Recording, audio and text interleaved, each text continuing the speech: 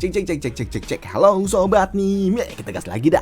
Judul barunya si Yuan. Yuk langsung aja kita gaskan lagi dah. Judul barunya langsung aja kita gaskan.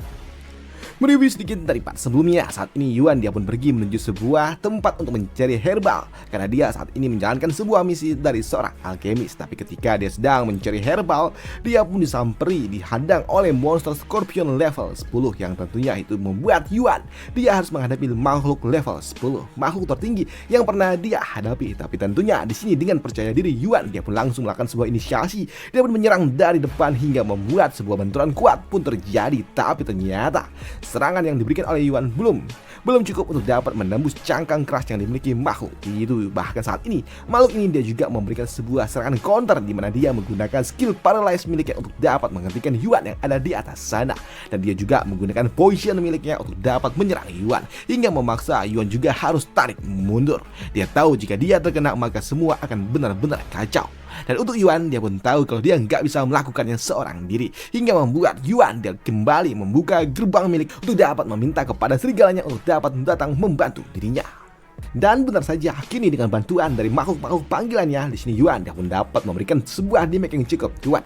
Tapi di sini Yuan dia juga bingung bagaimana bisa makhluk ini dapat bertahan dengan sekuat itu. Bahkan monster ini dia pun memberikan sebuah serangan counter yang dapat membuat tempat ini jadi porak-poranda. Tapi Yuan dia pun tahu selama makhluk itu menghadapi serigala-serigala miliknya, dia pun memberikan spirit frame miliknya untuk dapat menyerangnya. Dan benar, kini Yuan dia pun menyerang dari jarak jauh. Walaupun memang serangan yang diberikan oleh Yuan tidak cukup untuk dapat menjatuhkan makhluk ini, karena damage-nya terlalu kecil untuk makhluk tingkat tinggi seperti ini. Tapi Yuan dia juga menggunakan trik lainnya. Dia meminta kepada seluruh serigala miliknya untuk dapat menghentikan serangan dari lawannya dan akan membiarkan Big Boss level 7 yang sebelumnya telah dia bangkitkan untuk dapat memberikan serangan terakhir. Dan ketika serangan itu datang, menghantam dengan sangat amat keras, memberikan damage hingga 400 poin. Tapi ternyata itu masih belum cukup untuk dapat menjatuhkan makhluk ini, hingga membuat Yuan dia pun tahu apa yang harus dia lakukan. Kini dia pun melesat ke udara, melompat, dan kini dia harus melakukannya dengan tangannya sendiri. Di sini Yuan dia juga menyiapkan sarung tinju miliknya yang akan dikombinasikan dengan Titan Slayer miliknya yang telah dia dapatkan untuk dapat meningkatkan damage sebanyak 10%. Dan dengan begini dia yakin dapat menghancurkan cangkang keras itu. Dan kau bersiaplah, ucap dari Yuan. Dan benar saja, kini Yuan dia pun menghajarnya dengan sangat keras hingga memaksa makhluk itu dia pun meraung dengan sangat keras merasakan serangan dari Yuan. Dan itu juga menjadi raungan terakhir dari makhluk itu sebelum pada akhirnya dia pun berhasil dihancurkan oleh Yuan. Dan untuk Yuan dia juga langsung mendapatkan XP sebanyak 560 poin XP. Dan tentunya di sini Yuan dia juga membangkitkan makhluk itu untuk menjadi salah satu dari pasukan miliknya, yang tentunya hal itu sangat luar biasa untuk Yuan.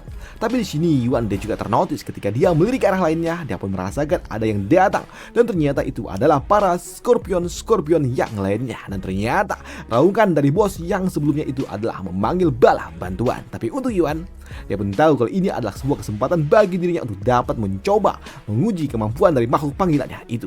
Dan benar saja, kini dengan trik dan juga teknik dari makhluk yang telah dia bangkitkan memberikan sebuah damage yang cukup untuk dapat menghancurkan gerombolan makhluk-makhluk yang baru saja datang. Dan di sini Yuan dia juga tidak mau absen, dan dia juga langsung maju untuk dapat menghancurkan semua Scorpion yang datang ke tempat ini. Dan dalam waktu singkat Yuan dapat melakukannya, dan dia juga langsung naik level. Bukan cuma satu tapi dua, yang membuat Yuan kini dia ada di level 10. Yang tentunya membuat Yuan dia pun merasa kalau ini benar-benar luar biasa, karena dia langsung naik 2 level. Dan setelah membersihkan semua makhluk-makhluk yang ada di tempat ini, di sini Yuan dia juga mendapatkan sebuah drop item yang luar biasa, di mana dia mendapatkan sebuah tombak dan juga sebuah sepatu serta cincin dan juga sebuah crossbow, dan semuanya ada di tingkatan silver, yang tentunya ini sangat amat luar biasa. Walaupun memang nggak dibutuhkan oleh Yuan, tapi dijual ini cukup untuk dapat memberikan dirinya uang yang cukup amat banyak, yang tentunya membuat Yuan dia mengambil semua yang bisa dia ambil. Dan itu juga di sini Yuan nih, karena sudah berhasil membersihkan area ini dari para monster, dia pun mendapatkan notifikasi sistem kembali, di mana sistem memberikan hadiah tambahan kepada Yuan, yaitu berupa book skill tingkat Gold. Sebuah skill yang memang dikhususkan untuk Yuan, yaitu Curse of Darkness. Dan tanpa pikir panjang, Yuan juga langsung menggunakannya, membuat Yuan dia pun mendapatkan sebuah skill eksklusif baru, di mana skill ini dapat membantu dirinya memulihkan para unit miliknya sebanyak 20%, ataupun memberikan damage kepada musuh sebanyak 20% pula.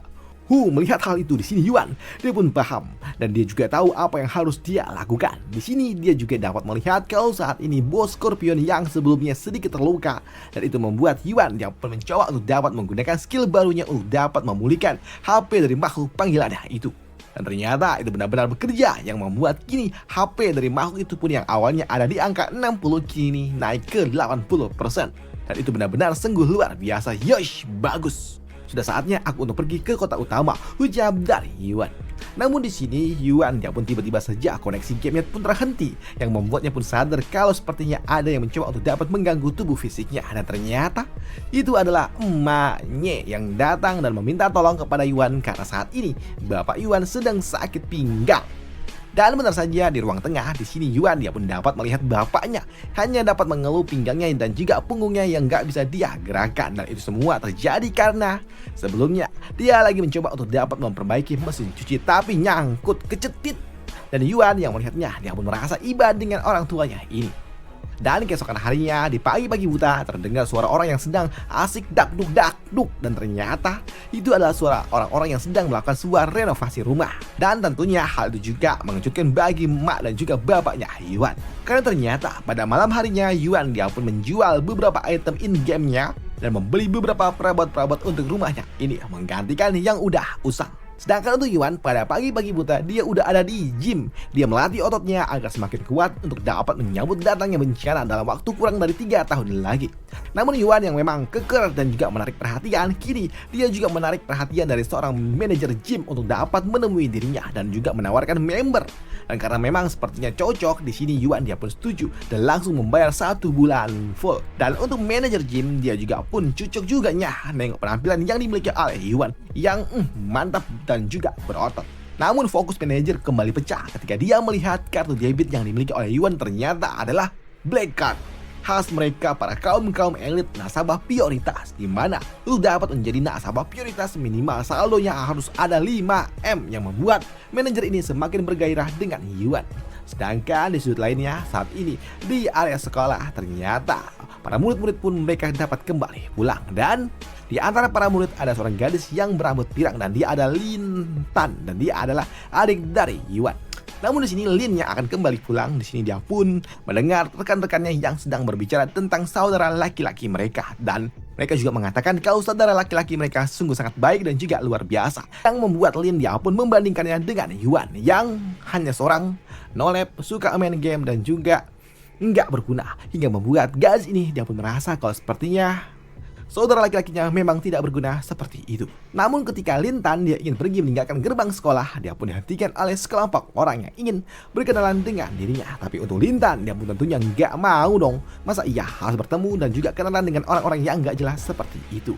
Tapi melihat orang-orang seperti itu membuat rekan-rekannya dari Lin mereka juga merasa agak takut. Namun melihat Lin Tan yang menolak membuat salah satu dari mereka pun merasa kesal dengan sikap dari Lin Tan yang sombong, tidak mau kenalan dengan mereka. Apalagi mereka juga penasaran dengan apa yang dimiliki oleh Lin Tan, dan ketika mereka ingin memegangnya di sini Lin Tan dia pun menolaknya dan dia pun tidak ingin orang-orang itu mendekati dirinya, yang membuat mereka pun kesal dan salah satu dari mereka pun menghentakkannya kepada Lin Tan hingga membuat Lin Tan sempat jatuh tersungkur. Tapi melihat Lin Tan yang justru menolak tentunya membuat mereka pun kesal dan ingin menghajar Lin Tan. Dan ketika salah satu dari mereka akan melakukannya di sini, serangan itu pun terhenti, dan tentunya siapa lagi jika bukan saudaranya, yaitu Yuan. Siapa yang mengizinkan kau untuk dapat menyentuh adikku? Ujar dari Yuan. Nah di sini Yuan dia pun benar-benar kesal ketika saudaranya diperlakukan seperti itu. Dan diperlakukan seperti itu membuat bocah ini dia pun kesal dan tidak terima, dan dia kini mencoba untuk dapat menghajar Yuan sama dengan 3 rekannya yang lainnya. Tapi dengan kemampuan yang dimiliki oleh Yuan saat ini mudah saja bagi dirinya untuk dapat menjatuhkan bocah-bocah yang tidak berguna itu. Dan dengan waktu singkat Yuan dia dapat membuat mereka semua tersungkur di bawah sana. Dan tentunya hal itu juga mengejutkan bagi mereka yang melihatnya. Dan untuk Yuan, ayo kita pergi, ucap dari Yuan yang tentunya menarik perhatian bagi semua orang. Namun untuk Lin Tan ketika dia melihat Yuan datang tentunya membuatnya pun bertanya kenapa, kok tumben, kok malah abangnya yang datang. Namun untuk Yuan dia pun mengatakan kalau saat ini bapaknya nggak bisa jemput karena bapaknya sedang sakit pinggang. Benarkah? Ucap dari gadis itu. Tapi untuk Yuan dia pun mengatakan nggak ada masalah, cuman ya nyeri pinggang biasalah. Tapi setelah mengatakan hal seperti itu, mereka pun kembali diam. Yang membuat Lintan dia pun merasa canggung dengan saudaranya sendiri karena memang sudah lama sekali mereka tidak pernah berbicara seperti ini. Namun melihat Yuan yang terlihat memang agak sedikit lebih tampan, tentunya membuat rekan-rekan dari Lintan mencoba untuk dapat kenalan dan bertanya siapa pria itu. Tapi untuk Lintan, dia pun mengatakan kalau itu adalah saudaranya.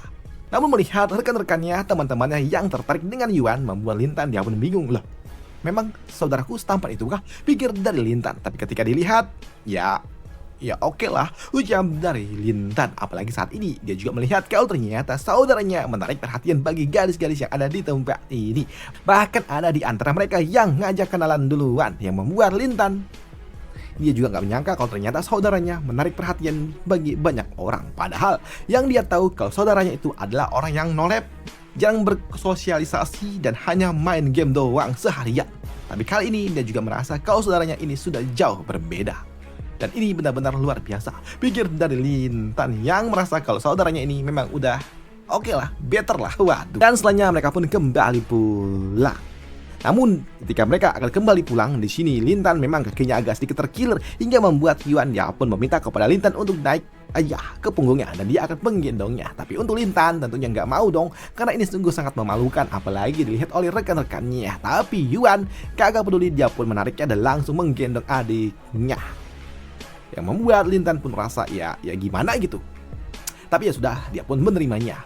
Dan tak butuh waktu lama, mereka pun kembali pulang. Dan melihat anak-anaknya akur seperti ini membuat kedua orang tuanya pun bingung. Loh, tumben? Karena biasanya mereka tidak akur seperti ini, pikir dari kedua orang tuanya itu. Namun melihat hal itu membuat emaknya ini senang dan mengatakan kalau saat ini hubungan kedua anaknya sudah semakin akrab seperti ketika mereka dulu masih kecil. Sedangkan untuk Yuan, setelah dia sampai di rumah, dia pun langsung cuci piring gak tuh. Namun setelah dia menyelesaikan pekerjaan rumah, dia pun ingin kembali main game, yang membuat adiknya pun berpikir kalau kakaknya memang sedikit berubah, tapi tetap saja dia adalah seorang maniak game yang tidak banyak berubah. Namun dia cukup terkejut ketika tiba-tiba aja Yuan muncul kembali dan juga menyerahkan sebuah salep untuk adiknya, karena dia tahu adiknya sebelumnya sedikit terluka. Dan setelahnya Yuan pun pamit dan dia akan kembali bermain game dan meminta kepada mereka semua jika tidak ada sesuatu yang penting jangan ganggu dirinya. Sedangkan untuk adiknya, dia pun merasa sangat senang karena kakaknya ternyata sangat perhatian dengan dirinya. Sedangkan untuk Yuan, karena memang semuanya udah selesai, sudah waktunya bagi dirinya untuk kembali lagi dan kembali ke dunia game. Dan sudah saatnya bagi menarik tikus itu untuk keluar. Ucap dari Yuan yang kini berjalan menuju kota utama. Namun baru saja login di sini Yuan, dia pun melihat ada seseorang yang telah ditangkap oleh seorang penjaga. Namun melihat seorang penjaga di sini Yuan, dia pun langsung buru-buru bersembunyi. Yang membuat penjaga ini dia pun heran karena perasaan tadi ada orang gak sih, pikir dari penjaga itu. Dan kenapa Yuan dia bersembunyi? Karena sebelumnya dia telah menyingkirkan dua orang player, dan itu membuat dirinya akan memiliki tanda merah di mata para NPC ataupun player yang lainnya yang ditandai sebagai orang jihad dan butuh waktu 1 minggu untuk dapat menghilangkan tanda itu. Dan tujuan Yuan datang ke kota ini adalah untuk bertemu dengan rekan lamanya. Dan siapa? Rekan lama dari Yuan akan dibahas di part lanjutannya aja, karena memang udah nanti kalau gue lanjutkan lagi malah gantung. Jadi gue stop dulu di sini untuk part kali ini dan sampai jumpa di part lanjutannya besok lagi. Bye, thank you.